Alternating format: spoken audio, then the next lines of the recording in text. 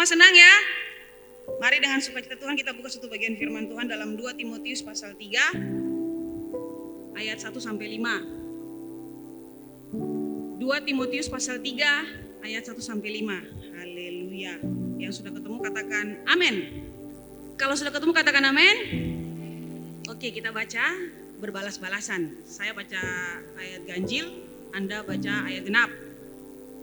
Ketahuilah bahwa pada hari-hari terakhir akan datang masa yang sukar.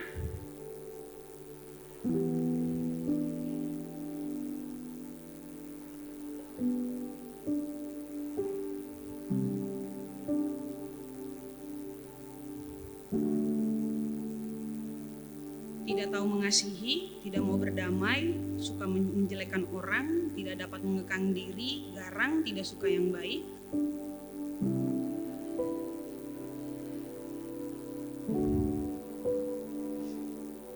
Secara lahiriah mereka menjalankan ibadah mereka, tetapi pada hakikatnya mereka memungkiri kekuatannya. Jauhilah mereka itu. Biasa. Puji Tuhan, kalau dalam terjemahan BIMK saudara, dikatakan begini, ingatlah ini, pada hari-hari terakhir akan ada banyak kesusahan. Manusia akan mementingkan dirinya sendiri, bersifat mata duitan. Wah, ini lebih sadis ini. Yang tadi kan dibilang hamba uang. Kalau BIMK mata duitan, sombong dan suka membual, mereka suka menghina orang, memberontak terhadap orang tua, tidak tahu berterima kasih, membenci hal-hal rohani, mereka tidak mengasihi sesama, tidak suka memberi ampun, mereka suka memburuk-burukkan nama orang lain, suka memakai kekerasan, mereka kejam dan tidak menyukai kebaikan, mereka suka mengkhianat, angkuh dan tidak berpikir panjang. Mereka lebih suka pada kesenangan dunia daripada menuruti Allah. Meskipun secara lahir mereka taat menjalankan kewajiban agama, namun menolak inti dari agama itu sendiri. Kata Rasul Paulus, jauhilah orang-orang seperti itu. Di Tuhan. Nah, generasi yang diberkati Tuhan, 2 minggu lalu saya dari mimbar ini sudah sampaikan soal betapa besarnya cinta Tuhan untuk kita. Luar biasa, sampai dia mau mati buat kita. Amin. Amin. Jadi 2 minggu lalu saya sudah ngomong tentang cinta Tuhan ke kita. Semua bilang cinta Tuhan ke kita. Dan cintanya Tuhan itu ke kita benar-benar sempurna. Tidak tertandingi, tidak dapat dibandingkan dengan apapun juga. Tapi malam ini Tuhan ingin saya sampaikan satu hal menarik. Yaitu tentang cintanya kita kepada Tuhan dan sesama. Ini mana slide? Neraca mana nih? Ya. Di Tuhan. Nah, cinta untuk. Wah, tawe, pokoknya anak muda kalau ngomong cinta, oke, cinta ini untuk siapa? Cinta ini untuk siapa? Ini seimbang kan? Oke, ini neraca ya. Nah, sederhananya neraca itu adalah alat untuk mengukur berat. Ya, sederhananya neraca itu alat untuk mengukur berat. Itu sederhananya seperti demikian. Nah, sekarang kalau dalam ilmu percintaan, neraca cinta adalah alat untuk mengukur beratnya cinta lah. Kenapa dibuat susah sih? Amin. Ya kan, neraca kan alat untuk mengukur berat. Dan kalau neraca cinta alat untuk mengukur beratnya cinta. Tapi pertanyaannya, cinta yang mana nih? Beratnya sebelah mana nih? Ya kan, kalau di akuntansi kan neraca kan dipakai untuk hitung untung rugi, pengeluaran pemasukan, perbandingan kan. Nah, tapi sekarang kita nggak ngomong akuntansi ya. Oke, generasi yang Tuhan Yesus cintai, pada prinsipnya kasih Allah itu dibagi menjadi 2. Markus 12 ayat 30 sampai 31. Dengar baik-baik. Sama-sama kita buka Markus pasal 12 ayat 30 sampai 31. Ya, demikian firman Tuhan. Kasihilah Tuhan Allahmu dengan apa? Segenap hatimu dan dengan segenap jiwamu dan dengan segenap akal budimu dan dengan segenap kekuatanmu. Dan hukum yang kedua ialah kasihilah sesama manusia seperti dirimu sendiri. Tidak ada hukum lain yang lebih utama daripada kedua hukum ini. Cinta kita kepada Tuhan haruslah melebihi cinta kita kepada siapapun dan apapun. Di dalam dunia ini hanya ada 2 cinta. Cinta kita kepada Tuhan dan cinta kita kepada sesama. Nah, cinta kita kepada Tuhan harusnya melebihi cinta kita kepada siapapun dan apapun. Termasuk lebih dari mencintai diri kita sendiri. Katakan cinta. Katakan cinta. Kadang orang salah mengerti antara cinta Tuhan dan cinta pekerjaan Tuhan. Orang salah mengerti. Orang salah mengerti antara cinta Tuhan dan cinta pekerjaan Tuhan. Makanya terjadilah yang namanya ekstrim kiri alias ekstrim bodoh-bodoh.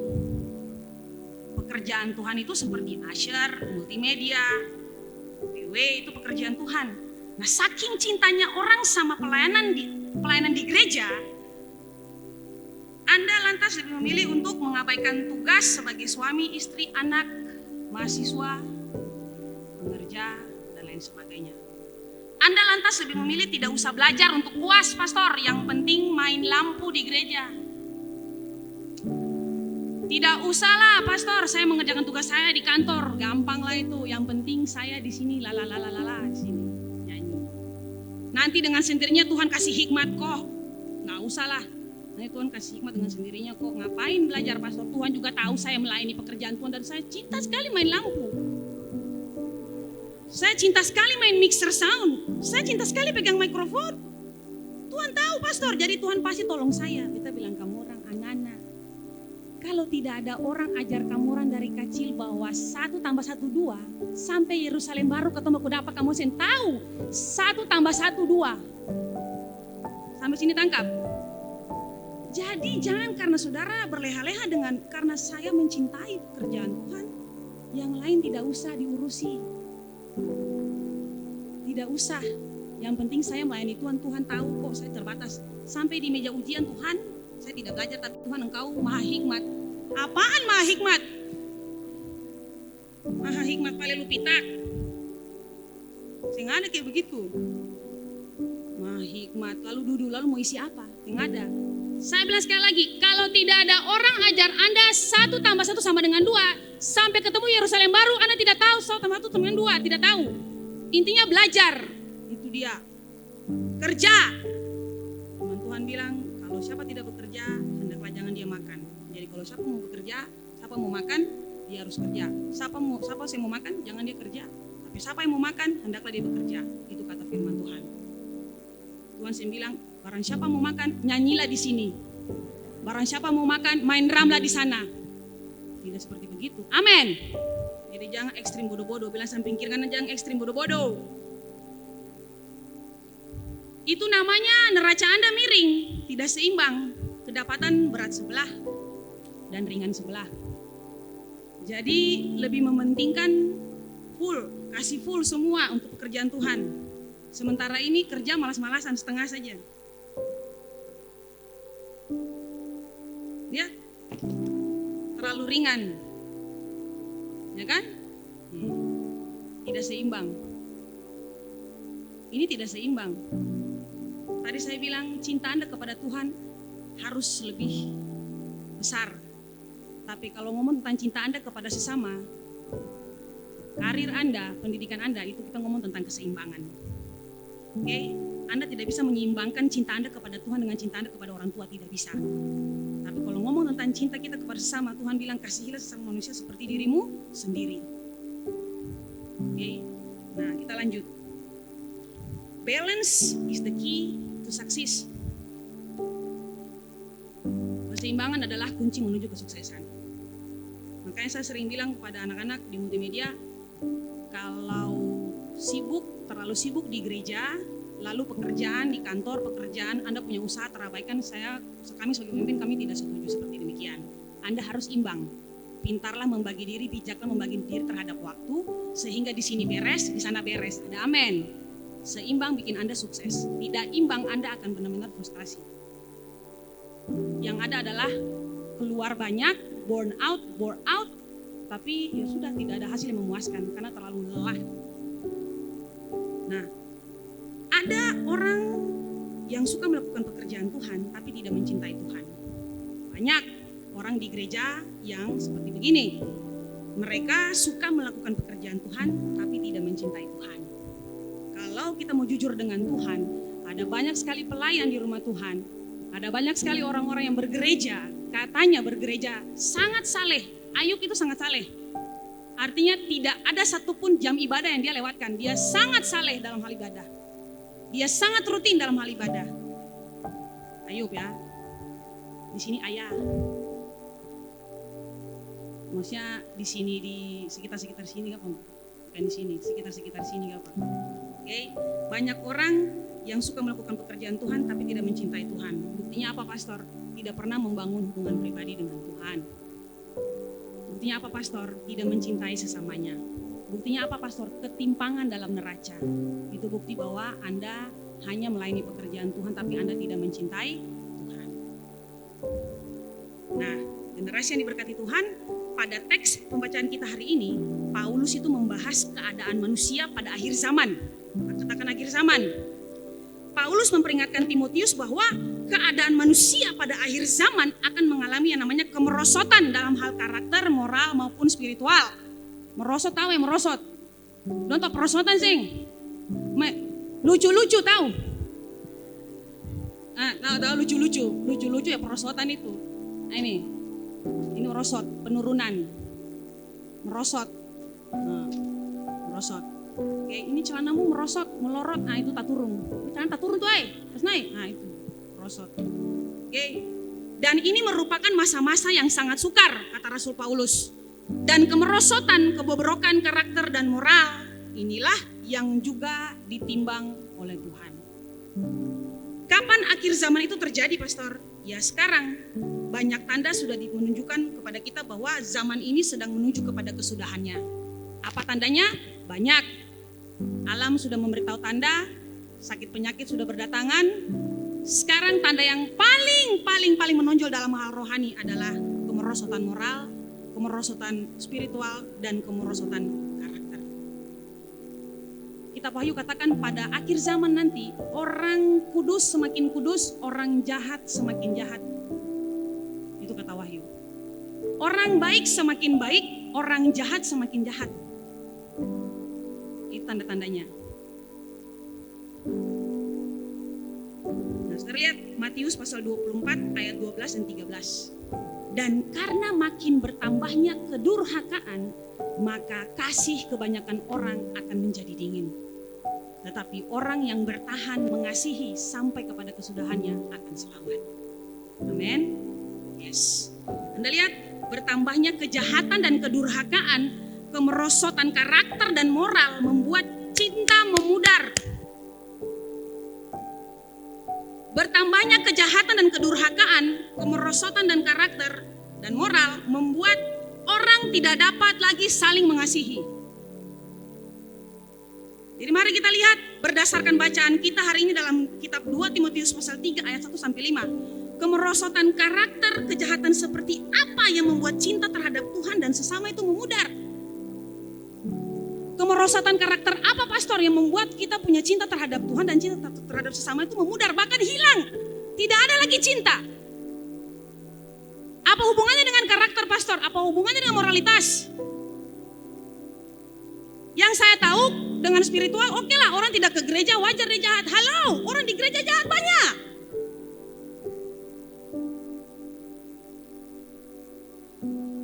Mari kita lihat satu persatu. Oke, kejahatan seperti apa yang membuat cinta terhadap Tuhan dan sesama itu memudar? Karakter rusak seperti apa yang membuat akhirnya kita punya cinta terhadap sesama kita ini hilang? Karakter dan moral rusak apa yang membuat kita punya cinta dengan Tuhan hilang? Kalau 2 minggu lalu saya ngomong untuk cinta Tuhan ke kita, sekarang kita ngomong cinta kita ke Tuhan dan ke sesama. Guys, sebenarnya saya nggak mau ngomong lagi soal cinta, serius. Tapi karena ini Tuhan yang suruh. Nanti ending dari khotbah saya akan cerita buat Anda. Satu, manusia mencintai dirinya sendiri. Ini karakter pertama sehingga kasih dan cinta terhadap sesama itu hilang. Mementingkan dirinya sendiri kalau dalam terjemahan bahasa Indonesia masa kini yang tadi saya baca. Nah, yang Rasul Paulus maksudkan di sini adalah manusia lebih mencintai dan mementingkan daging mereka daripada kerohanian mereka.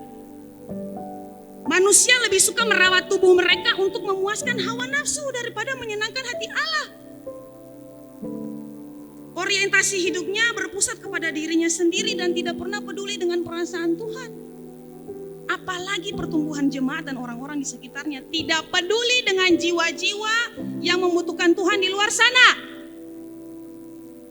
Mereka ini dalam gereja, tadi kan saudara lihat ayat 5, Rasul Paulus bilang orang-orang ini begitu saleh bergereja loh. Bahkan untuk tutup ayat 5 mereka bilang, Rasul Paulus bilang jauhi orang-orang seperti begini. Orang-orang yang tidak peduli dengan jiwa-jiwa. Maka tadi kan Pastor Ran bilang, jangan Anda masuk surga sendiri guys. Jangan. Ajak teman-teman Anda, ayo kita masuk surga rame-rame. Kata Tuhan, rumahku harus penuh. Panggil tuh orang-orang timpang, panggil tuh orang-orang cacat, panggil mereka semua karena rumahku harus penuh.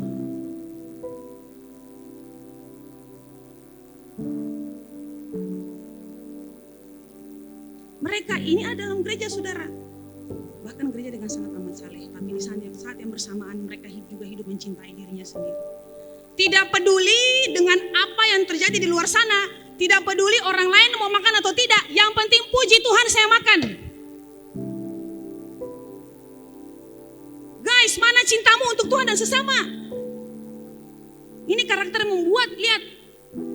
Ini akhir zaman saudara. Orang punya kasih terhadap sesama mulai. Saya tidak peduli lah mereka mau makan kek, mau enggak kek. Saya tidak peduli lah pemimpin saya mau makan kek, mau enggak kek. Yang penting ya sudahlah saya makan gitu. Saya tidak peduli. Saya punya teman, saya tahu dia susah, dia kos dan dia butuh uang. Saya nggak peduli lah, bodo amat. Jadi katakan di kiri kananmu, jangan egois. Itu karakter yang membuat kasihmu menjadi dingin. Allah membenci dosa ini saudara. Ini dosa di hadapan Tuhan. Kalau Anda hidup egois, kalau Anda sudah dilayani pribadi, Anda pasti tahu. Egois ini roh. Dan itu dosa, itu keinginan daging. Makanya waktu Anda dilayani pribadi, ini harus diputuskan. Makanya lihat orang-orang yang sebelum pelayanan pribadi, mereka egois tapi sudah pelayanan pribadi, mereka jadi orang yang benar-benar peduli, care dengan orang. Tapi itu kasih mula-mula. 5 tahun kemudian balik bodo amat lah di orang. Lalu Tuhan bilang berbahagialah Anda yang sampai kepada kesudahannya tetap menjaga kasih itu tetap hangat. Yang kedua, karakter yang kedua yang membuat kasih itu hilang, kasih terhadap Tuhan dan sesama. Kejahatan apa yang kedua? Mata duitan. Saya pakai terjemahan bahasa Indonesia masa kini supaya kita lebih enak lah, ya kan? Ya, bahasa hari-hari lah. Kalau tadi dalam terjemahan baru dikatakan menjadi hamba uang. Tapi itu mata duitan, mencintai uang. Nah, semua bilang haleluya. Ini ngomong soal ketamakan. Nah, ketamakan itu kan dari akar kata tamak. Tamak itu rakus. Semua bilang rakus. Nah, perhatikan baik-baik. Cinta diri sendiri membawa masuk deretan panjang dosa dan kejahatan. Kalau orang sudah mencintai dirinya sendiri, ada anak-anak dosa lainnya. Ketika orang mencintai dirinya sendiri, tidak ada hal baik yang dapat diharapkan dari diri mereka ini. Tidak ada. Tidak ada. Karena orientasinya cuma mereka. Anda mau harapkan apa dari mereka? Tidak bisa. Tidak ada yang Anda bisa harapkan dari orang-orang yang hanya orientasinya pada diri sendiri. Tidak ada. Ketika ketamakan merajalela, ketika setiap orang hanya memikirkan apa yang dia peroleh dan memegang erat-erat apa yang dia miliki, maka keadaan ini akan sangat berbahaya dan punya dampak yang negatif antara satu dengan yang lain, apalagi Tuhan. Yesus katakan, kamu tidak bisa menyembah pada Allah dan kepada Mammon di waktu yang bersamaan. Uang bukan dosa. Punya banyak uang bukan dosa. Jadi orang kaya bukan dosa. Malah kami di sini Ibu Gembala sampai kepada semua kami yang membantu kami semua para PKS anak kami urus pada jadi orang kaya raya. Amin. Punya banyak uang tidak dosa, orang kaya tidak dosa guys. Yang membuat manusia jatuh dalam dosa adalah karakter tamak, rakus akan harta dan kekayaan, akan uang. Cari uang sampai. Makanya Anda lihat workaholic. Workaholic itu orang-orang yang maniak kerja dan mengabaikan hal-hal yang lain. Yang penting kerja. Kerja, Tuhan diabaikan. Saking padat pekerjaan tidak ada waktu lagi dengan orang tua. Dan ada banyak sekali kasus orang di gereja seperti ini. Alasannya sibuk pelayanan pastor. Halu, minta ampun kelihatannya rohani sekali alasan Anda. Alasannya ada di sini membersihkan rumah Tuhan pastor. Jadi gak usah bantu mama di rumah. Kelihatannya holy sekali alasannya Anda. Padahal Anda lupa hal itu tidak berkenan di hadapan Tuhan. Tidak ada keseimbangan cinta. Anda kasih full bekerja. Nih, full bekerja. Untuk orang tua Anda cuma kasih berapa? Setengah saja. Bahkan hampir yang tidak ada waktu dengan orang tua. Anda lihat, tidak bisa seimbang. Ya, terlalu ringan. Anda kedapatan terlalu ringan. Tidak bisa seimbang. Bahkan ini masih setengah, saudara. Bahkan ada yang hampir-hampir tidak pernah peduli dengan orang tuanya. Menghabiskan waktu dengan pacar lebih penting daripada menghabiskan waktu dengan orang tua. Jalan-jalan dengan pacar, menghabiskan uang dengan pacar jauh lebih penting daripada menghabiskan uang beli bubur ayam kayak buat mamanya Anda. Beli apa kayak buat dia. Anda kedapatan terlalu ringan. Ini tidak balance, saudara. Dan ini tidak berkenan di hadapan Tuhan. Allah tuntut keseimbangan. Makanya saya katakan, makanya Yesus kan sendiri bilang, dalam hukum Taurat Anda lakukan satu tapi jangan abaikan yang lain. Semuanya harus dilakukan. Semua perintah dilakukan. Jangan hanya satu perintah yang dilakukan, perintah lain Anda abaikan. Kata Yesus itu tidak benar. Coba cek kembali apakah jam kerja Anda bertabrakan dengan jam Anda ketemu Tuhan. Apakah bisa di reschedule? Apakah bisa Anda mengatur diri Anda terhadap waktu? Anda tidak bisa atur waktu. Waktu sudah seperti begitu paten, 1 kali 24 jam. Anda harus mengatur diri Anda terhadap waktu. Tapi kebanyakan kita kalah, kita ditaklukkan oleh waktu. Halo, kita harus taklukkan waktu dong. Apakah bisa Anda mengatur diri Anda terhadap waktu sehingga Anda tidak jatuh dalam dosa ini menjadi hamba uang? Penyembahan berhala. Anda menyembah mamon. Saya kasih berita buruk buat Anda. Pertama, berita buruk dulu. Kata Bapak Gembala, di mana ada berita buruk pasti ada kabar baik. Berita baik. Saya kasih kabar buruk dulu. Kalau Anda workaholic, kerja, kejar kepeng, cari uang. Lalu Anda abaikan jam-jam doamu pribadi, tidak pernah lagi baca Alkitab. Saya kasih tahu, berita buruknya adalah Anda melakukan praktek penyembahan berhala, yaitu menyembah mamon. Uang sudah menjadi Tuhan atas hidup Anda. Tapi berita baiknya adalah Anda bisa dilepaskan. Amin. Anda bisa dilepaskan dari ini. Pastor, saya ingin dilepaskan. Saudara, ini saya kasih tahu. Seorang pekerja keras, ya, dari jam 8 pagi sudah dulu di kantor. Kadang lembur sampai pulang jam 12 malam. Duduk aja kan. Bahkan sudah tidak sempat keluar. Orang-orang seperti begini yang workaholic karena tanggung jawab, waduh, itu kebanyakan duduk, ya kalau puji Tuhan dengan air putih.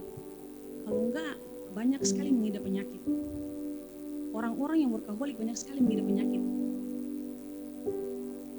Lembur sampai banyak sekali mengidap penyakit. Karena tanggung jawab mereka. Puji Tuhan kok tanggung jawab. Ini hati-hati yang kerja lepasin, di mana ada job, ambil. Ini yang sering Pastor Ewin bilang di sini. Pastor Peta belum ada kerja. Pastor sering bilang tuh, Pastor Peta ada kerja juga. 1 tahun, 2 tahun saya ada kerja, tahun ketiga ada kerja. Begitu ada kerja, susah nggak ada dia di dalam gereja. Amin. Jadi mari teman-teman, jangan kerja sampai kita lupa Tuhan. Pasti gini, ikut komsel kasing. Sing Pastor barang ada kerja. Anda cuma bergereja hari Minggu di sini, Anda sudah tidak lagi koyut, sudah tidak lagi ikut komsel. Anda lupa ya waktu pelayanan pribadi kan dikatakan kalau bayi itu kita punya makanan tuh ini. Bayi sampai Tuhan panggil pulang kita punya makanan ini. Anda bisa bayangkan, Anda tahan lapar 1 hari saja Anda sudah lapar tahan makan. 2 hari saja Anda sudah sampai udah keringat dingin saudara, keringat jagong. Kalau 3 hari sih makan, makanya roh Anda mati. Kalau sudah didoakan dapat pekerjaan, ya seperti biasa, komsel ikut, ibadah youth ikut, ibadah raya ikut, amin. Jangan langsung, aduh Pastor Betat barang paling sibuk. Berita baiknya buat Anda adalah, kalau Tuhan masih izinkan kita hidup, berarti masih ada kesempatan untuk kita perbaiki dengan Tuhan, amin. Tepuk tangan dulu buat Tuhan Yesus. Yes. Tuhan, beta mau berubah. Kemarin beta jadi workaholic, tapi sekarang beta mau kasih beta punya hidup lagi buat Tuhan. Tuhan bilang, mari nak, kita tunggu sih. Nah, itu dia. Oke, yang ketiga, sombong dan suka membual. Waduh, ini nih. Sombong dan suka membual, alias omko dan ombes. Omkos dan ombes, omong kosong dan omong besar. Kalau Jakarta kita punya bahasa istilahnya Jakarta tuh bacot lu aja gede. Bacot lu gede banget. Nyap-nyap aja lu. Nyap lu kapan tak ayam tuh nyap-nyap. Gitu. Kalau di Jakarta istilahnya kayak gitu. Oke. Dulu saya waktu masih ada di satu tempat lah. Saya punya kakak rohani itu kalau kita lagi kumpul kan, memang dia lahir besar di Jakarta. Tapi Nathan punya karakter beda lah, jelas. Dia lahir besar di Jakarta, jadi karena dia banyak sekali kenangan di Jakarta, jadi tiap kali duduk ngumpul dia selalu gini, iya kayak gue dulu di Jakarta, aduh. Dia kalau ngomong, iya kayak gue dulu di Jakarta, gue punya, aduh Tuhan, tapi rasa mau bubar sah. Rasa-rasa mau berdiri dari tanpa sah. Pernah gak kalian ketemu orang seperti begitu? Membosankan kan? Sangat menjengkelkan. Dosa yang sangat dibenci Allah adalah kesombongan. Karena kesombongan, ingat, malaikat Lucifer dilemparkan ke bumi. Kamu bukan malaikat, yang sombong. Sedang malaikat satu nala lempar. Kong ini manusia apa pesombayang, bisa tuh lempar ke apa? Hai, malaikat satu nala lempar. Kamu orang. Tuhan Allah bilang, debut tanah saja. Cuma, jangan lempar lah ya pastor. Lady jangan lempar dong lah. Kita cuma, kan debu tuh. Langsung ketemu Yerusalem baru. Dadah, sayonara, bye-bye. Di hadapan Tuhan kita hanya debu tanah. Jangan suka membual, sombong, membuat kita punya kasih terhadap sesama itu berkurang. Mengapa? Karena tidak ada orang mau bergaul dengan orang sombong. Tidak ada. Amin. Tidak ada orang suka berteman dengan si pembual. Tidak ada. Coba kakak Usi tanya, kalau di kantor sudah ada orang yang mulai ngomong besar, saya suka tuh kakak Usi? Saya suka, ngomong besar. Macam orang. Berkat masing-masing ketemu punya. Saya punya ada, nanti beta punya juga ada. Santai saja bro. Sis, santai saja. Hari ini saya membual, besok lusa beta mual sih. Semakin Anda suka membual, semakin orang jadi mual. Jadi stop. Stop membual. Jauhi orang-orang yang suka membual ini. Sombong. Tidak ada orang mau berteman dengan orang sombong. Kata Rasul Paulus, jauhi orang-orang ini. Bicara pukul tinggi saja. Kalau masih bergantung orang tatopo harta yang bicara pukul tinggi tak lalu. Yang keempat, mereka suka menghina orang. Nah, sadap ini.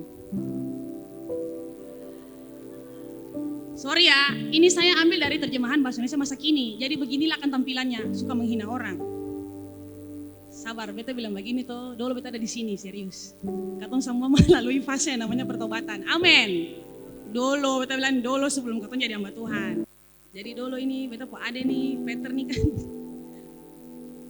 Dia kan katanya orang sih dia ganteng, katanya orang. Beta lihat biasa saja gitu, beta po ada, biasa sah. Tapi katanya orang dia ganteng ya, sudahlah gitu ya. Saudara dulu tuh dia masih kecil, dia punya mata tuh belok. Mata belok, katong di Jawa bilangnya belok. Katong bilangnya belok. Belok tuh orang Jawa bilang, orang mau bilang mata goran. Katong dengar gora kan akan kayak konotasinya kan negatif ya, gora. Jadi ini anak karena dia kan punya bulu mata panjang baru lentik si Peter itu, terus dia matanya belok saudara. Jadi dari dulu waktu dia masih kecil kita bilang mata gora. Mata gora sih. Dia setiap kali saya bilang mata gora dia nangis saudara. Dia nangis dia papa, dia bilang itu mata gora lede, sudah. Lalu adik saya nih si Peter ini karena dia sudah besar saudara. Dulu tuh kalau dia sering tidur menghadap ke kiri. Jadi kalau Mama Cey nanti punya bayi, perhatikan jangan terlalu sering menghadap ke kiri atau ke kanan. Kalau sudah lama ini harus tetap posisinya ke tengah. Sorry Pet, kepala sebelah kiri tuh peang.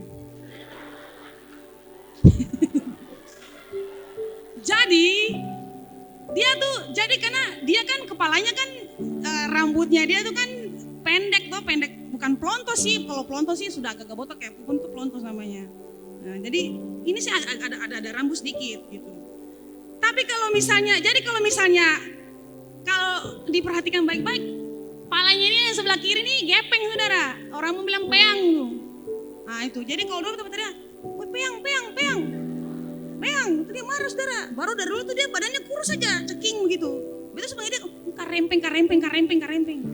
Nah ini bully saudara, itu namanya bully. Jadi kalau Anda tergabung dalam Departemen Perbulian Nasional dan Internasional, tolong stop. Di Ambon ini tuh Tuhan baik Wah tongkos, ya. Aduh Tuhan. Anda sadar tidak? Tongkos, ya. Dulu saya punya teman ya saudara, saya punya teman itu masih SMP. Saya teman SMP saya itu dia kecil-kecil saudara, sekarang dia udah jadi tukang ojek di depan di KFC di Urmesing situ. Wah, Usi. Jadi saya sama Usi kan satu sekolah di SMP. Jadi anak ini dia, beta waktu aku dapat dia, beta bilang, beta sudah pasti pun nama ya, beta tahu sudah panggil saya Tompel. Jadi satu sekolah Tompel, ya. Anda tidak sadar bahwa sementara itu Anda sedang dibully loh. Weh karibo, weh tambah daki, weh mulu bobou, weh kaki bobou, weh patamporo besar, weh bomba deh, weh kurus karingi, weh muka karing. Jadi satu kali gini, Trigane dengan Talia ini baku marah. Lalu beta bilang, mari HP kan mari, dua-dua. Ini sudah lama saudara, ini 2 tahun lalu. Trigana dan Talia bakalai. Talia mana? Beta bilang mari HP kan mari sini. Ini kenapa dong bakalai taruh tiap hari, tiap jam, tiap detik lah, tiap jam lah, tiap hari lah. Bakalai. Beta lencong mari HP, beta lihat ini apa yang salah? Ya ampun bose. Trigane kasih nama, Talia kasih nama Trigane kodok. Yo Trigane kasih nama Talia apa tuh? Pokoknya binatang. Bayangkan kalau misalnya kodok telepon, ya kodok, mengapa lagi? Ini kan kodok, coba kalau sayang, ya kan enak. Kalau kamu sudah taruh kodok satu nih, kodok salto nih, mengapa lagi?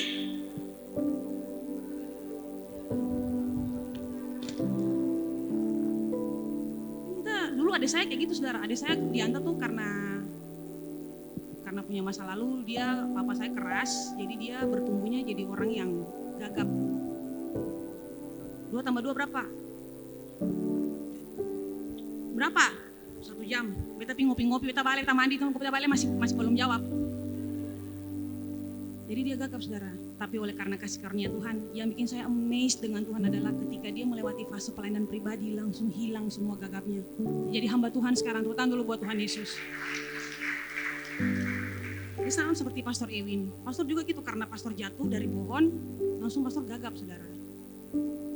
Tapi ketika pastor kasih hidup buat Tuhan, langsung Tuhan ubahkan. Apa sih yang tidak bisa Tuhan ubahkan? Jadi bahasa trendingnya bully ya, katakan bully. Tapi itu tadi ada juga yang namanya body shaming. Jadi menghina seseorang berdasarkan fisik. Karena dia punya keterbatasan fisik. Sekilas Anda tertawa gitu ya. Tapi ternyata ini dosa saudara. Ini kejahatan. Ini yang buat, kadang ini saya berpikir ini kok kenapa disebut kejahatan sih? Ini kenapa sih? Apa hubungannya dengan membuat kasih memudar? Karena kita tidak pernah tahu orang yang kita bully itu hatinya kayak gimana. Mungkin dia hahaha kan? Tapi kita tidak tahu hatinya terluka atau tidak. Kamu bisa bilang sih kayak bulan kan sih mungkin begitu saudara. Anda kan bisa bilang berdua, bro, tapi jangan alih marah. Nah rumah sedikit, kan bahasa halus tuh. Nah rumah sedikit kurang enak lah gitu. Halus dikit lah. Kalau mulu bau, bro ya marah maksudnya. Kaki sedikit lah. Masa ke sini, mulu bau. Pipi.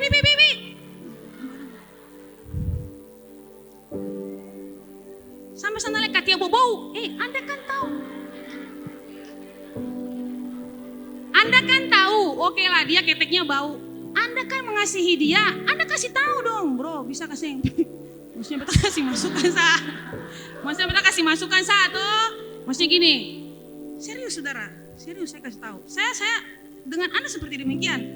Saya tidak pernah bilang, maksudnya pastor bukan main karena dia bau seng. Saya pernah bagi saudara, caranya beta adalah beta akan beli deodoran buat dia, beta akan kasih. Pastor ini untuk apa? Pakai saya supaya si wangi. Itu cara yang bagus, yang bijaksana. Kalau Anda lihat mulutnya bau, ya bisa tahu lah kalau itu. Kalau kaki bau ya bisa tahu lah kalau soal itu. Saudara lihat, dia orang baik. Kalau ada orang yang suka sekali menghina sesamanya, berarti orang ini tidak pernah melihat karya Tuhan yang mulia dalam diri orang lain. Tidak pernah. Jauhi dia, saudara. Anda akan terluka kalau dengan orang-orang seperti begini. Ya puji Tuhan, pas ketemu sudah saling mengenal, ketemu baku bercanda. Ya puji Tuhan lah. Kalau Anda sering melakukan body shaming, berarti logika saya adalah ketika seorang lahir sempurna, cantik, ganteng, keren, maka Anda dapat melihat karya Tuhan yang mulia dalam orang itu hanya karena dia ganteng, karena dia putih, karena dia sempurna di mata Anda. Lalu pertanyaan saya adalah bagaimana dengan orang-orang yang terlahir cacat? Bagaimana dengan orang-orang yang bibirnya sumbing? Bagaimana dengan orang-orang yang lahir dengan Down syndrome? Saya punya om Down syndrome, saudara. Badan bentuk kakinya tuh berbeda. Anda kalau lihat orang-orang Down syndrome, hampir semua mukanya mirip. Mukanya sing jauh-jauh beda, saudara. Mukanya baku-baku mirip. Dia punya kaki yang bentuk kaki yang berbeda dengan manusia normal pada umumnya. Bagaimana dengan orang yang begitu lahir ada tanda lahir di wajah seperti tompel? Bagaimana kalau orang dari lahir giginya sudah tongkos? Iya. Bagaimana kalau dari lahir memang orang itu dia kependekan, atau dia ketinggian, atau dia keribu, atau kulit hitam, mata gora dan sebagainya? Apakah Anda masih melihat karya Tuhan yang mulia dalam diri orang tersebut? Kenapa sih patokannya Anda karya Tuhan itu sempurna dan mulia dalam orang yang dia cantik dan keren aja? Enggak gitu. Tuhan punya karya tetap mulia sekalipun orang itu tetap lahir dia cacat, saudara. Tuhan tetap baik buat dia. Buktinya dia masih hidup. Dan Tuhan punya rencana yang sempurna buat dia. Itu Nicky Fujifik. Lihat, Tuhan punya rencana yang besar buat dia jadi motivator. Hebat, saudara. Siapa pernah mau tahu bahwa dia kalau dia sudah dewasa dia akan jadi motivator yang luar biasa bagi dunia loh. Amin. Amin. Jadi buat bilang-bilang buat orang samping kiri kanan, kamu mulia dan berharga buat Tuhan. Anda jangan hanya mengasihi dan memuji si A, si B, si C, sedangkan yang D, E, dan F Anda hina. Mana cintamu untuk sesama? Harusnya terlihat. Tidak ada keseimbangan cinta. Harusnya seimbang. Amin. Jadi dari mimbar ini saya mau bilang, ternyata ini merupakan karakter yang jahat di mata Tuhan. Suka membuli orang. Body shaming itu karakter yang jahat di mata Tuhan. Kalau Anda body shaming dengan anggota keluarga Anda, ya terserah Anda lah, hati nurani Anda yang berbicara. Itu pantas atau tidak. Mulai sekarang ya sudahlah, rubah. Saya nggak usah lagi body shaming lah. Karena kita tidak pernah tahu orang. Lagi pula perkataan kita itu doa, amin. Jadi kalau kita bilang sih karempeng, nanti dia kurus terus, saudara. Itu berarti Anda sedang berdoa supaya dia kerempeng terus. Jadi katakan di kiri kananmu, jangan suka menghina orang. Masih mau lanjut lagi? Lanjut. Yang kelima, tidak tahu terima kasih. Bapai. Hadis betul. Cice. Tidak tahu berterima kasih. Udah, hutang uang bisa dibayar, tapi hutang budi dibawa sampai mati. Betul? Ada 3 kata yang sangat haram hukumnya. Haram hukumnya jika diucapkan oleh orang sombong. Dengar, orang sombong paling haram bilang kata tolong. Orang sombong paling haram bilang kata maaf. Dan orang sombong paling haram bilang kata terima kasih. Anda perlu tahu ini. Orang sombong paling haram bilang 3 kata ini. Jangan pernah harap beta bilang terima kasih par dia siapa di. Sorry ya, gak usah ya. Minta maaf ke dia. Dia siapa beta siapa? Saya sengaja nasib diri sendiri. Bagaimana kamu kenal sih? Jika Anda adalah orang yang tidak mampu menyebutkan salah satu dari 3 kata ini, maka Anda masuk dalam kategori orang sombong. Sekali lagi saya katakan, kalau Anda masuk kategori orang yang tidak mampu mengucapkan satu kata saja dari 3 kata ini, tolong, maaf, terima kasih, sorry to say, Anda masuk dalam kategori orang sombong sekalipun hanya 1 kata. Dan Allah membenci kesombongan. Tadi saya bilang malaikat Lucifer saja yang punya alat musik di badannya, dia tuh koordinator PW, Lucifer itu. Jadi begitu Tuhan bilang, ayo kita pesta. Wow, langsung saya usah ada, arul dulu drum, saya usah lagi. Kau tuh saya usah tunggu-tunggu, pak kamu setting alat lagi, saya usah lagi. Weng, langsung musik dia pembadan sama babunyi. Lautnya pada suara glory haleluya, glory haleluya, semua aku balas. Tuhan lempar loh. Kalau Anda masih bersikeras menjadi orang sombong, kabar buruknya adalah siap-siap dihajar dan direndahkan oleh Tuhan.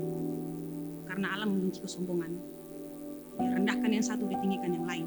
Ditinggikan yang satu, direndahkan yang lain. Dan dia hanya merendahkan orang yang sombong dan dia meninggikan orang yang rendah hati. Paradoks selalu. Kalau Anda mau ke atas, Anda harus ke bawah.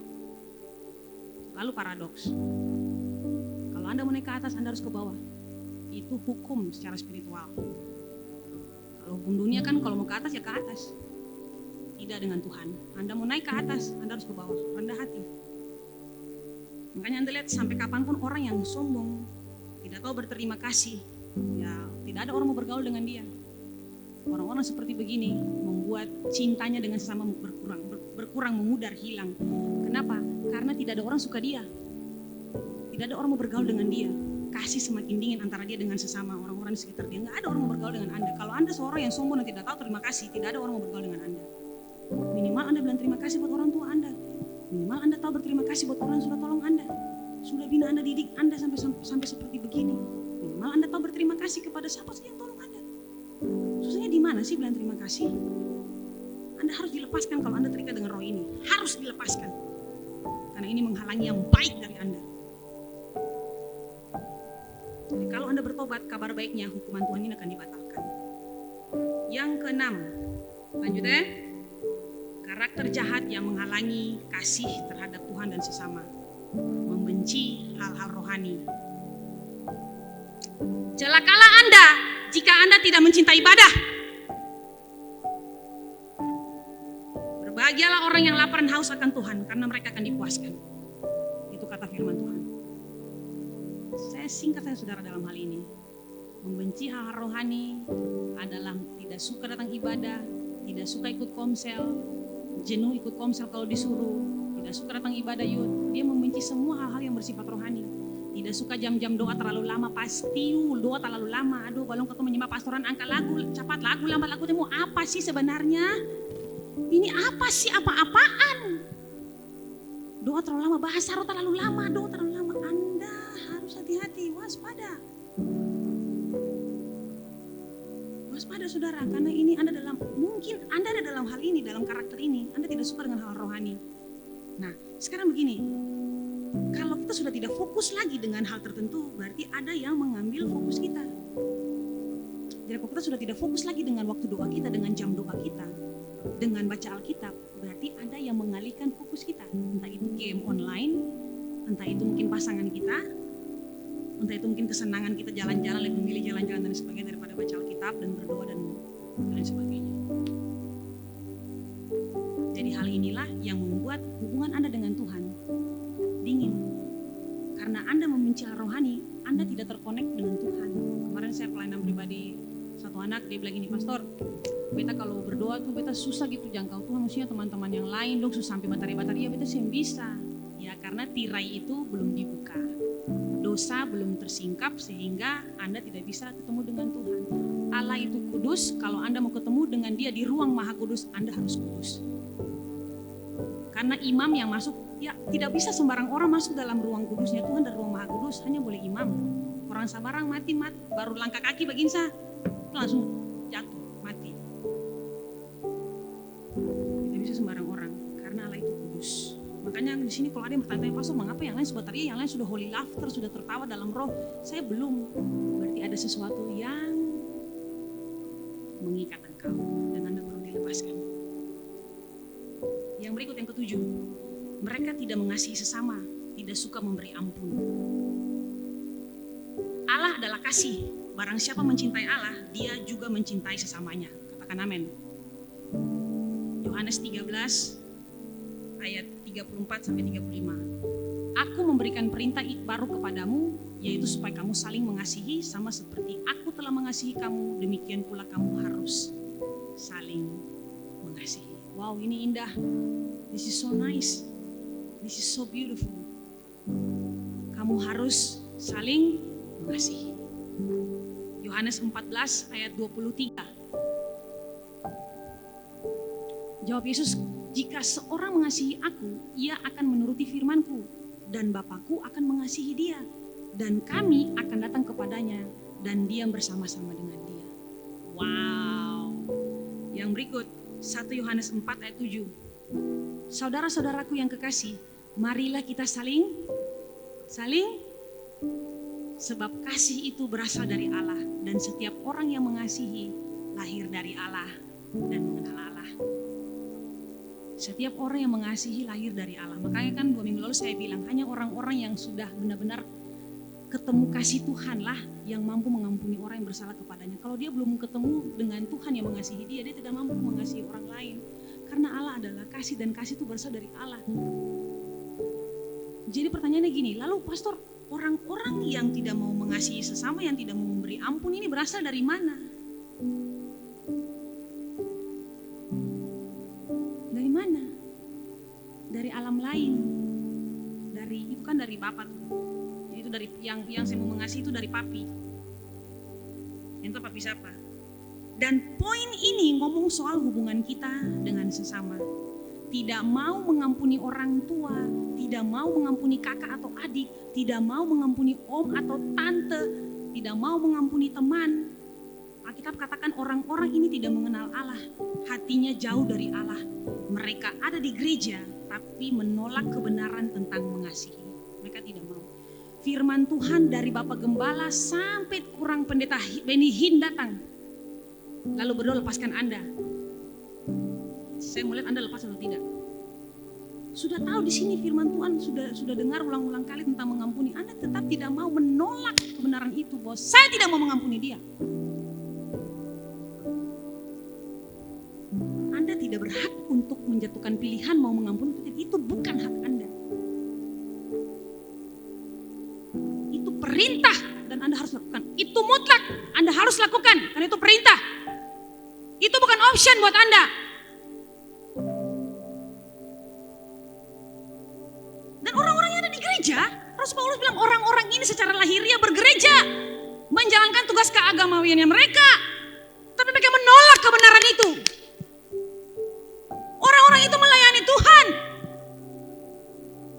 tapi menolak untuk mengampuni. Jadi pertanyaan saya adalah, Anda melayani di sini ngapain? Topeng dong. Munafik dong. Kayak saya bilang buat beberapa orang, kalau kamu melayani Tuhan masih simpan dendam, pergi ke Pastor Ewin, pergi ke siapapun koordinatornya, lalu bilang, Pastor, beta stop melayani dulu, istirahat. Karena beta ada simpan sesuatu dengan Tuhan, lalu Anda dilepaskan. Karena percuma naik melayani Tuhan, asyar, BW, tapi saudara simpan kepahitan, tidak mau mengampuni orang. Para katanya sudah lahir baru.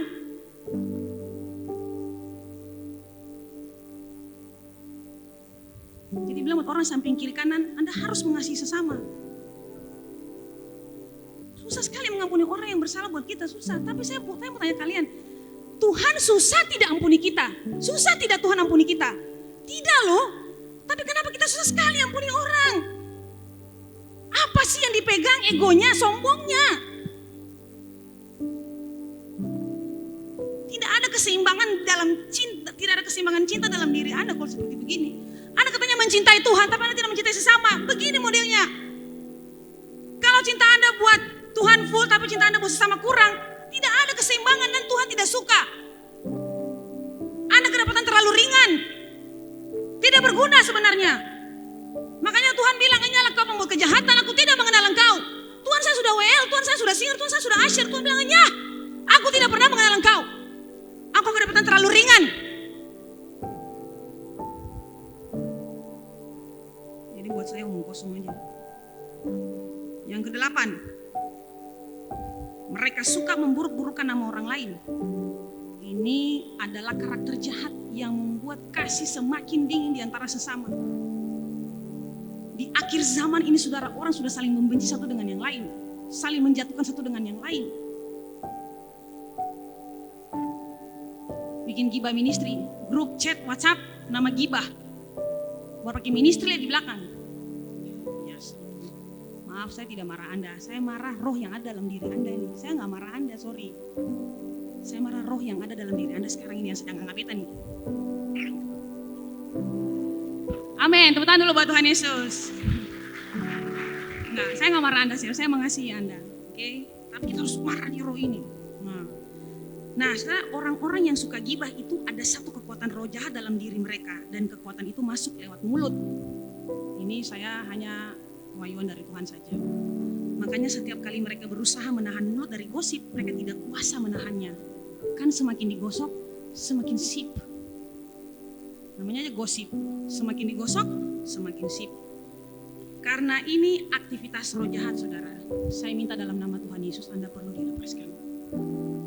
Jangan Anda terikat dengan roh ini. Sekarang semua orang sedang berlomba untuk bawa jiwa buat Tuhan.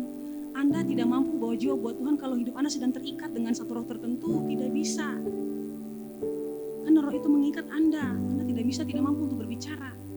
Bagaimana Anda bisa dari firman Tuhan bilang dari sumber yang sama keluar dua mata air yang berbeda? Itu tidak mungkin. Di saat yang bersama, di saat yang sama Anda bisa gibah dan Anda bisa menginjili orang. Itu nonsens. Dan ini dosa di mata Tuhan. Memburuk-burukan nama orang lain. Buruk itu sembai. Jadi suka mengsembai-sembaikan nama orang lain. Nah kalau orang pun nama Sustarbaya sudah tuh. Kita nama salah Idia. Nama apa ini? Nama sembai apa sekali. Jadi beta puma bilang Amus, dia pun nama Lady. Beta papa sampai dicapil tulis di kotong pusuka. Laidia. Lalu beta mama bongso nih kan nama gembala nih. Mama gembala kasih nama Astrid, pakai D di belakang, Astrid. Papa sampai dicapil kasih maksudnya nama Aistri. Rooming semua yang dimaksudkan orang-orang, rooming jadinya beta nama jadinya Laidia Astrid. Nama model apa ini sudahlah. Ya sudahlah, beta cukup. Jadi kalau orang bilang beta nama Laidia, kamu cari susah memang sangat susah karena beta juga susah dengan nama itu. Beta bersyukur, sudah cukup bersyukur beta hidup dan dipanggil Lady, sudah oke lah gitu. Pakai panggil beta Astrid itu terserahlah gitu. Buru-burukan orang pun nama apa lagi? Jangan suka memburu-burukan nama orang, jangan. Amin. Fokus di masing-masing pun nama saja. Nama bagus keseng. Kalau nama terbaik jangan kasih terbaik orang pun nama lain. Beta pun nama nus terbaik. Jangan kasih terbaik akan tambah lain. Kalau orang pun nama bagus ya jaga akan bagus karena apa yang Anda tabur itu Anda tuai. Ada bagus nama nih jangan jadi terbaik. Dong tangkap itu maksud? Jadi ada nama ada bagus nih. Melisa, jaga kan baik. Lisa, melihat Lisa, Melisa, melihat Lisa. Oke. Yang ke-9 kita sudah selesai. Suka kekerasan, kejam dan tidak menyukai kebaikan. Nah, ini roh percideraan. Saudara, saya pernah ada dalam dosa ini. Menyelesaikan persoalan dengan cara pukul. Dan ini kejahatan di mata Tuhan Allah. Dan tidak bisa dibanggakan. Tidak bisa. Itu kejahatan di mata Tuhan. Zaman sekarang laki-laki perempuan sama. Mau saja jadi alat permainan setan. Laki-laki adu jotos, perempuan jambaan. Laki-laki itu kan yang terlalu suka adu mulut lagi. Si pemanasan terlalu lama. Pak! Laki-laki. Jangan pemanasan terlalu. Perempuan saya intro. Habis intro masuk bait 1. Toh? Habis bait 1 bait 2 dah loh. Bait 2 itu baru ref. Ref itu tuh itu ref. Itu ref. Gitu. Akan po ending ada. Habis waktu itu jadi sudilerai.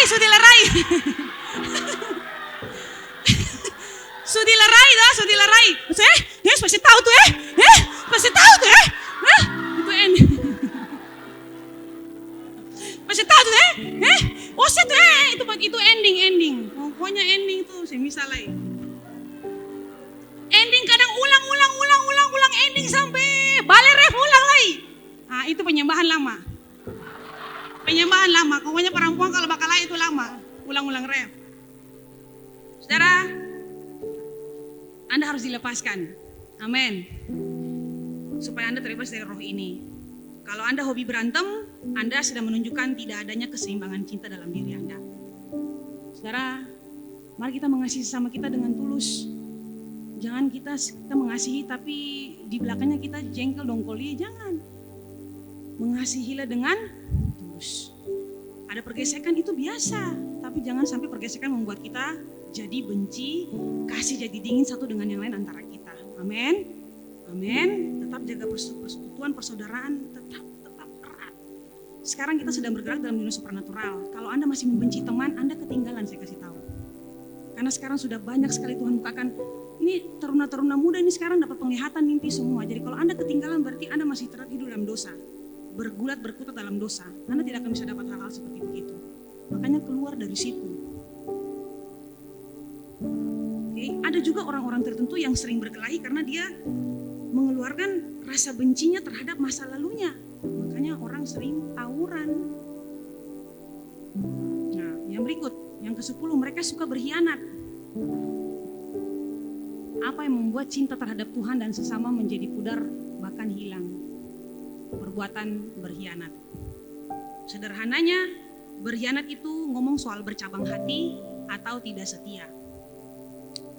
Jadi kalau saya mau simpulkan dengan kesimpulan saya pribadi, berkhianat itu di depan manis, di belakang padis.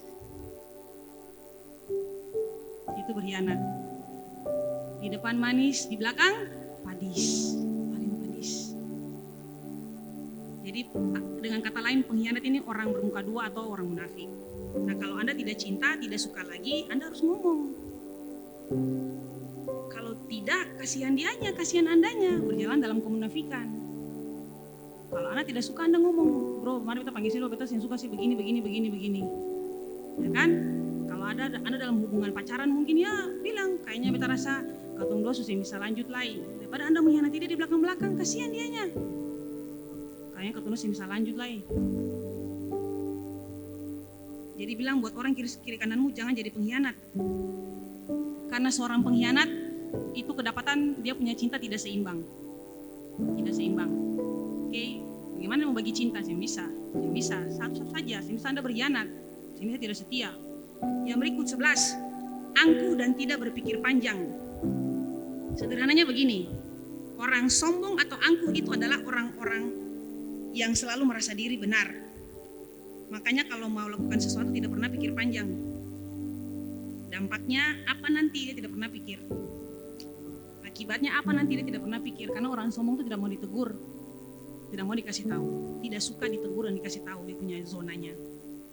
Nah, ciri orang yang selalu merasa diri benar yaitu marah jika ditegur, selalu merasa orang lain tidak benar. Dia selalu lihat orang lain salah, dia tidak pernah lihat dia salah. Dia tidak pernah minta maaf. Orang yang angkuh, yang sombong, yang merasa diri benar adalah orang yang ingin hanya dipuji, dimengerti dan menjadi pusat perhatian. Tidak pernah mengambil pelajaran di balik setiap masalah kehidupan. Ini orang-orang yang selalu merasa dia punya diri benar, sombong. Makanya kalau membuat sesuatu tidak pernah pikir panjang. Nanti sudah terjadi dulu baru ya alay, kita susah alay. Orang tuh pikir dulu baru lakukan. Ini sayang, lakukan dulu baru pikir. Ya Allah, ya takut bisa bikin. Terjadi lagi. Lihat, orang kalau sudah merasa dirinya benar, dia bertindak ikut kebenarannya sendiri. Berbahagialah Anda yang rendah hati dan mau terima masukan dan teguran jika Anda salah. Meminta maaf dan berubah adalah ciri orang dewasa rohani. Dan saya katakan amin. Yes. Yang berikut yang ke-12. Mereka lebih suka pada kesenangan dunia daripada menyukai Allah. Saya tidak bahas di poin ini, saudara. Anda sendiri tahu. Lebih menyukai hal duniawi daripada menyukai Allah. Ini yang membuat terjadi ketidakseimbangan pada neraca cinta. Anda lebih suka hal-hal duniawi daripada menyukai Allah. Lebih pilih perasaan teman daripada perasaan Allah. Anda lebih suka membahagiakan teman daripada Allah. Di jam yang bersamaan ada youth, tapi Anda lebih pilih reuni. Ini reuni TK, reuni PAUD, reuni SD, reuni SMP, reuni SMA, reuni kuliah. Kamu reuni itu. Oke, yang ke-13 yang terakhir. Memberontak terhadap orang tua. Saya buka satu video buat Anda. Anda simak baik-baik. Kasih mati lampu semua. Pamer.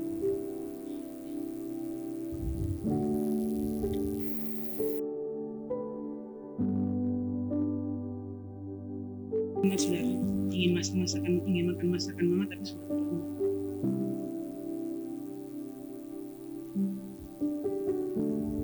Sebenarnya saya bilang, cinta Anda buat orang tua, Anda punya cinta buat pacar Anda, sama cinta Anda buat orang tua, apakah masih seimbang?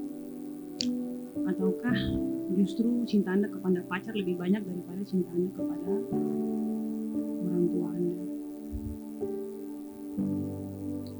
Makanya tadi video itu kan bilang, sebutkan kesalahan yang kamu buat kepada ibumu hari ini, atau minimal kesalahan terakhir apa yang Anda lakukan buat ibu kamu. Jika hari ini kamu masih diberikan kesempatan bertemu ibumu, apa yang akan kamu lakukan?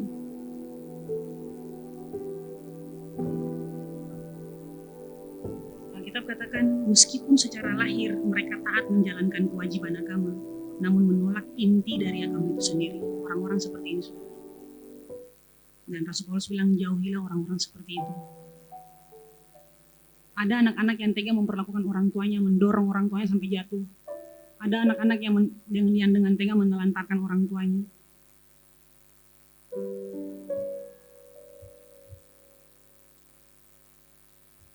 Saudara, secapek-capeknya saya, kalau mama saya minta tolong, saya pergi, saudara.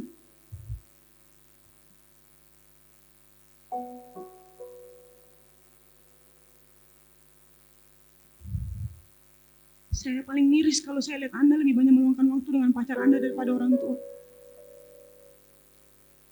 Tuhan ingin keseimbangan.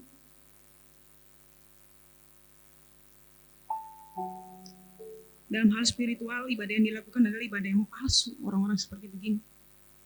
Mereka beribadah hanya demi memenuhi kewajiban-kewajiban agama secara lahiriah saja. Padahal intinya tidak sungguh-sungguh mau menyembah Tuhan. Hatinya penuh dengan tipu daya, tipu muslihat berupa-rupa kejahatan. Bagi Paulus, ibadah tanpa kekuatan Allah yang mentransformasi kehidupan seseorang adalah sia-sia. Pertanyaan saya sederhana, apakah engkau sudah kedapatan mencintai Tuhan dengan sepenuh hati? Apakah engkau sudah kedapatan mencintai orang tuamu sama seperti dirimu sendiri? Apakah engkau sudah kedapatan mencintai Tuhan lebih dari pekerjaan dan karirmu? Apakah engkau sudah kedapatan mencintai Tuhan dengan uangmu? Apakah engkau sudah kedapatan mencintai sesamamu dengan uangmu? Tidak ada yang tersembunyi, saudara. Apakah engkau sudah mencintai Tuhan dengan hidupmu?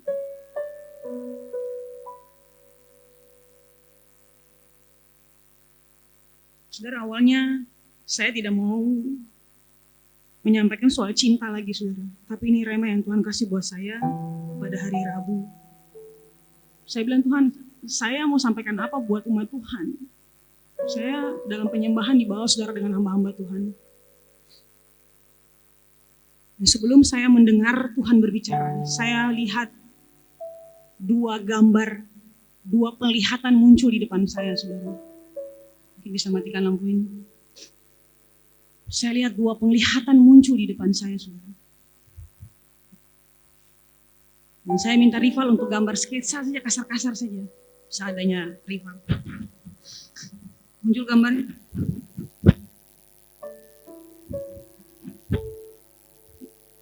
Gambar yang satu lain dulu. Dalam penglihatan saya melihat. Dengar baik-baik, kalau itu Anda perlu dilepaskan. Tidak peduli Anda pelayan. Saya tahu ini, saya melihat dengan jelas wajah orang ini. Ini ribuan orang dan semua hitam, semua gelap. Mereka seperti sedang antri setelah dia ini siapa lagi. Tapi dia ini telanjang, saudara, dari atas sampai ke bawah dia telanjang. Dia telanjang bulat. Ada 4 orang yang saya lihat, 4 orang itu ada di antara Anda. Dia ini sedang berjalan turun ke bawah. Dari atas dia turun ke bawah, saudara. Gambar berikut. Ini tadi yang dari belakang. Kemudian ini perempuan, ini laki-laki, telanjang semuanya, dan mereka sedang turun menuju ke dalam satu kotak hitam yang tidak tahu ini hitam pekat, saya tidak tahu ini apa. Tapi kalau ini gambaran gelap berarti ini berbahaya, saudara. Anda sedang berjalan turun, tapi Anda tidak menyadari, bahkan mungkin menyadari bahwa Anda sekarang sementara berjalan turun ke bawah, bukan ke atas. Mungkin raga Anda ada di gereja dan raga Anda melayani Tuhan, tapi sebenarnya Anda sedang dalam perjalanan turun ke bawah. Dan sementara mengantri masuk di dalam ini, saudara, kotak hitam ini. Saya lihat dengan jelas 4 orang ini, saudara, 2 perempuan dan 2 laki-laki. Saya berdoa, saudara, saya rebut mereka. Tuhan Yesus, mereka tidak boleh ada di situ, mereka tidak boleh masuk ke dalam situ. Tuhan, jangan biarkan mereka binasa, mereka tidak boleh masuk ke dalam situ. Karena mereka sedang berjalan.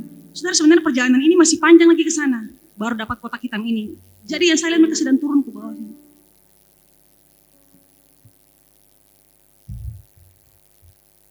Setelah saya lihat penglihatan ini, saudara, firman Tuhan datang buat saya.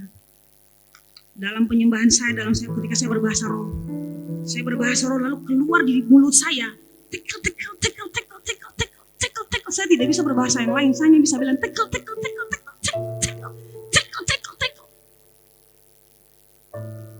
Saya hanya bisa bilang tekel.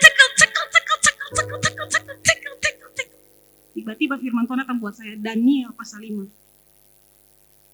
ayat 27. Engkau telah ditimbang dengan neraca dan didapati terlalu ringan. Ini amazing, saudara. Jadi apa yang saya sampaikan buat Anda hari ini dari Tuhan. Saya tidak mau sampaikan cinta lagi buat Anda, tapi Tuhan yang suruh saya sampaikan buat Anda. Bahwa ada di antara Anda yang kedapatan terlalu ringan di neraca ini. Saudara, Tuhan Yesus sangat mengasihi Anda. Dia tidak mau Anda masuk di dalam lubang itu. Dia tidak mau Anda binasa. Maka tadi saya bilang, bukan masalah Anda pelayan, bukan masalah Anda setia bergereja, jemaat biasa tapi setia bukan itu masalahnya. Masalahnya adalah hati Anda. Hidup Anda dipenuhi dengan rupa-rupa kejahatan yang Anda sendiri yang tahu. Anda tidak sungguh-sungguh dengan Tuhan dan Tuhan lihat itu. Kita tidak bisa lihat para pemimpin. Tapi di mata Tuhan, Tuhan bilang, kamu terlalu ringan. Kamu telah ditimbang dan kedapatan terlalu ringan. Kamu lakukan satu tapi abaikan yang lain. Banyak yang diabaikan. Makanya Tuhan bilang, ini kamu terlalu ringan. Saya tidak suka dan saya tidak mau. Saya tuntut penuh sempurna.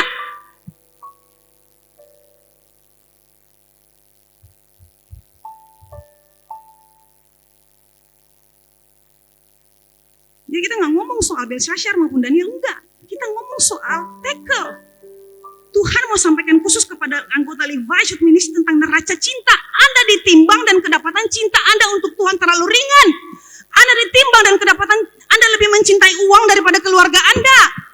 Anda lebih mencintai pacaran daripada orang tua Anda. Anda ditimbang dan kedapatan lebih mencintai job Anda daripada mencintai firman-Nya.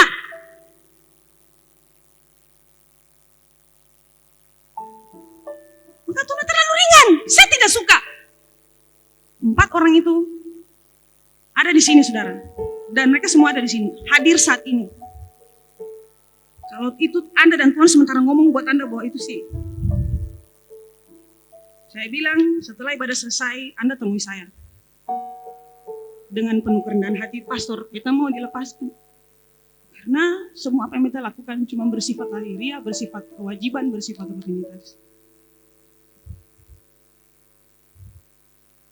Sebelum Anda masuk di dalam lubang ini, kami sebagai hamba Tuhan mencegah Anda.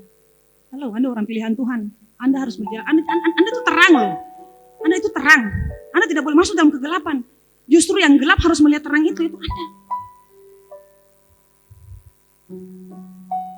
Merantau Anda diperhatikan di rumah. Kapan terakhir Anda peluk mereka? Kapan terakhir Anda bilang terima kasih buat mereka? Kapan terakhir Anda bilang, Mama, beta sayang Mama? Yang ada cuman Anda suara besar dengan mereka. Yang Anda cuma seperti begitu.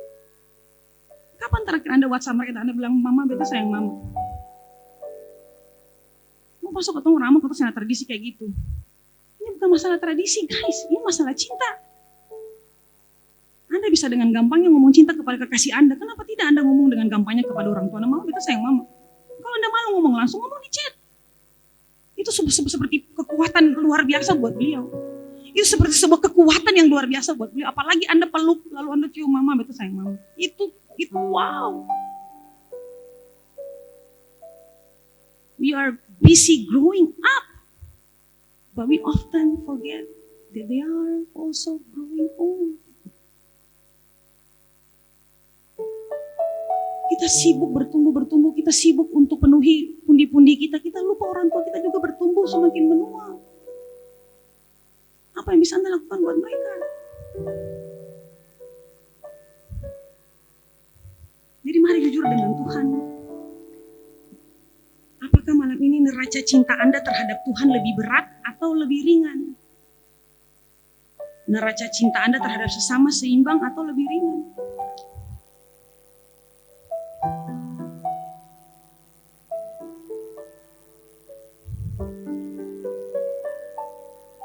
Saya mulai tangan-tangan yang terangkat kalau Anda mengasihi Tuhan. Mana yang bilang mengasihi Tuhan Yesus, angkat tangannya. Kalau Anda bilang Anda mengasihi Tuhan Yesus, angkat tangan Anda. Turun tangan. Sekarang saya mau tanya buat Anda. Jujur dari lubuk hati yang paling dalam. Kalau Anda tidak bisa dan tidak mampu menjawab pertanyaan saya, jangan Anda angkat tangan. Siapa yang sama sekali hatinya bersih dan tidak ada simpan apapun dengan orang? Sekarang ini, beta bersih, pastor. Beta simpan apapun dengan orang. Beta simpan kepahitan, kegeraman. Beta simpan orang punya dosa. Dalam beta punya hati seng. Beta simpan dia punya perbuatan dosa terhadap beta seng. Beta ada bermasalah dengan orang, pastor. Beta punya hati bersih. Beta tidak ada benci orang. Angkat tangan. Hanya 2 orang. Berarti yang lain jujur. Makanya Anda lihat terlalu ringan kan, Tuhan bilang, Tuhan tidak pernah salah. Saya bergumul bahwa firman Tuhan ini, saudara, apa yang mau saya bilang tentang neraca? Saya bilang, Tuhan, saya cuma bisa bilang gini saja. Take care. Anda ditimpa dan kedapatan terlalu ringan. Tuhan bilang, aku tidak berkenan dengan persembahan yang kau kasih. Aku tidak berkenan. Korban-korban bakaranmu, aku tidak berkenan dengan itu. Tapi hidup yang dipersembahkan buat Tuhan, hati yang tulus, hati yang bersih, itu yang aku inginkan.